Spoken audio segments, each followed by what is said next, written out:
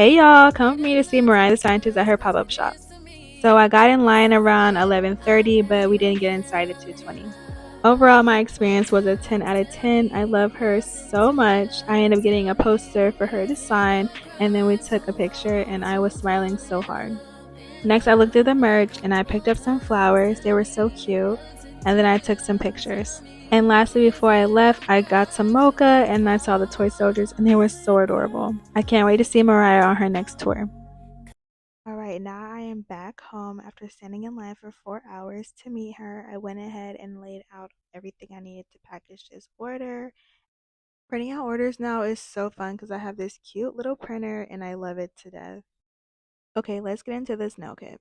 You're gonna get your practice hand, your UV lamp, your nail drill, with your rhinestone box and some goodies. Look at that amazing acrylic brush. This kit literally has everything that you need. I was watching Drewski in the background, that's why I started laughing. Alright, the kit is about packaged up. Make sure you go check out this kit at nailsinparadisestore.com and comment below your favorite nail supply item.